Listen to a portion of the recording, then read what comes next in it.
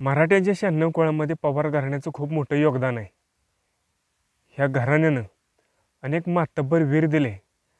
ज्या वीरांनी आपल्या पराक्रमाच्या आणि शौर्याच्या बळावर आपल्या हिंदवी स्वराज्याचं रक्षण केलं. नवे तर हिंदवी स्वराज्य साम्राज्यापर्यंत रूपांतरित करण्यात मदत केली. मराठा मंडळाच्या काळामध्ये छत्रपती शाहू महाराजांनी जे मराठा मंडळ स्थापन केलं होतं, त्याच मराठा मंडळाच्या काळामध्ये ह्या पवार घराण्यातल्या वीरांनी माळवा प्रांतामध्ये जाऊन धार आणि देवास यासारखे 2 संस्थानं निर्माण केली. मूळचं हे परमार घराणं महाराष्ट्रात आल्यानंतर त्याला मराठी नाव मिळालं पवार. आणि ह्या पवार घराण्यामध्येच अनेक उपकुळं निर्माण झाली. असंच पवार घराण्यातलं एक महत्त्वाचं कुळ आहे निंबाळकर किंवा नाईक निंबाळकर. नाईक निंबाळकर घराण्याला सेपरेट काही ओळखीची गरज नाही. या नाईक निंबाळकर घराण्यानं हिंदवी स्वराज्याला अनेक मोठे मोहरे दिले आहेत. छत्रपती शिवाजी महाराजांचे वडील शहाजीराजे यांची आईसुद्धा ह्या नाईक निंबाळकर घराण्यातलीच. छत्रपती शिवाजी महाराजांच्या पत्नी महाराणी सईबाई ह्यासुद्धा फलटणच्या नाईक निंबाळकर घराण्यातल्याच. म्हणजे छत्रपती संभाजी महाराजांचा आजोळ हे नाईक निंबाळकर घराण्यातलं. नाईक निंबाळकर घराणं मूळचं फलटणचं. आता पवार घराण्यातल्या लोकांना नाईक निंबाळकर हे आडनाव का पडलं, त्याच्यामागचा इतिहास काय, हेच आपण आजच्या व्हिडिओच्या माध्यमातून जाणून घेणार आहोत. आता हे मूळचं पवार घराणं असल्यामुळं जे पवार घराण्याचे कुळाचार आहेत, जे विधी परंपरा आहेत, तेच ह्या नाईक निंबाळकर घराण्याच्या किंवा निंबाळकर घराण्याच्या येतात. त्यामुळं त्याबद्दल वेगळी काय माहिती सांगणं नको. आता नाईक निंबाळकर हे नाव कसं पडलं किंवा त्या घराण्यामध्ये कोणकोणते वीरांनी आपलं योगदान दिलं ते आपण पाहू. तर नाईक निंबाळकर घराण्याचं मूळ मगाशी सांगितल्याप्रमाणे धारानगरी माळवा प्रांतामधले. ह्या घराण्याची मूळ सुरुवात म्हणायला गेलं तर इसवी सनाच्या 9व्या शतकामध्ये परमार घराण्यातल्या राजांनी माळवा प्रांतामध्ये राज्य स्थापन केलं होतं. अनेक शेतकऱ्यांनी उत्कृष्ट पद्धतीनं राज्यकारभार केला. अनेक मातब्बर राजे ह्या घराण्याने दिले.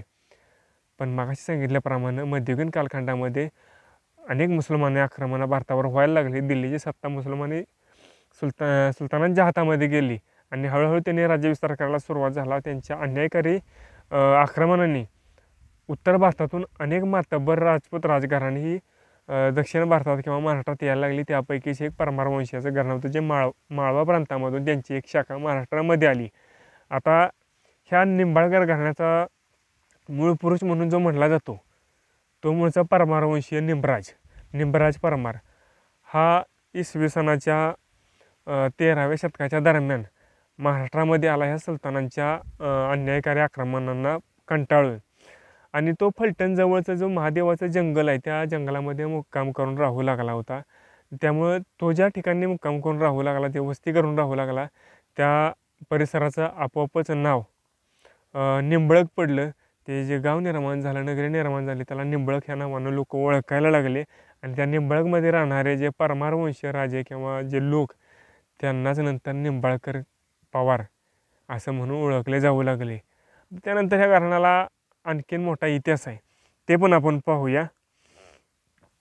आता इसवी सन 1270च्या सुमारास धारानगरीचा निंबराज परमार हा या निंबळक या ठिकाणी येऊन राहिला फलटणजवळच्या जंगलामध्ये, ज्याला निंबळक म्हणून ओळखलं जाऊ लागलं.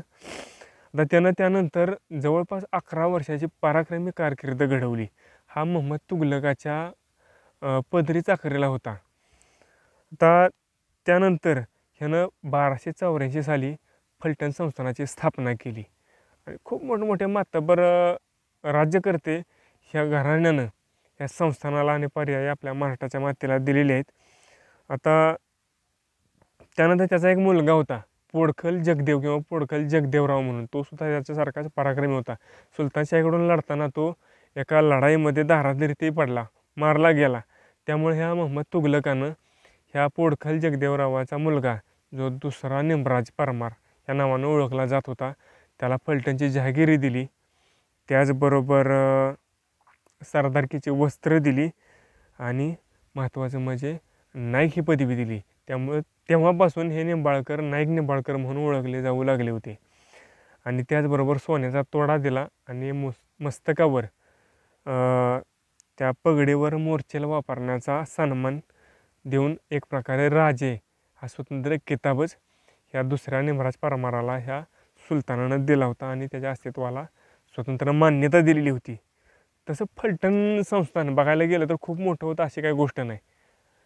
जेमतेम 80 ते 84 गावची जहागिरी ह्या फलटणच्या नाईक निंबाळकरांच्या संस्थानाला होती. पण आता हे आटोपशीर होतं, थोडक्यात होतं म्हणून ह्यांचा मान सन्मान कमी होता असा नाही.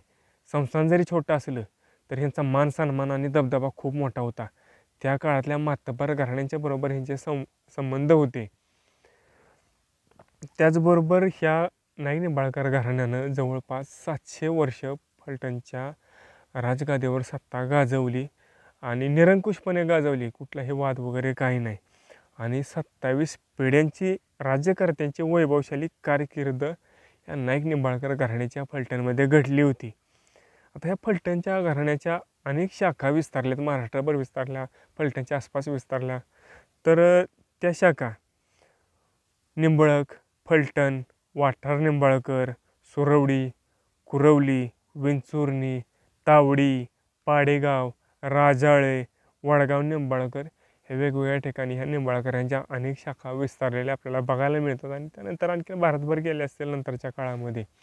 तर ह्या घराण्यामध्ये आणखी एक महत्त्वाचं सांगायचं म्हटलं तर एक मातब्बर सरदार होऊन गेलेला आहे, ज्याला 12 वजिरांचा काळ असं सुद्धा म्हटलं जातं. तोच 12 वजिरांचा काळ वनंगपाळ हा एक मातब्बर राजा या फलटणच्या संस्थानानं दिलेला आहे. त्याच्याविषयी आणखीन सविस्तर माहिती तुम्ही वाचू शकता, बऱ्याचशा पुस्तकामध्ये, ग्रंथामध्ये आपल्याला मिळून जाईल.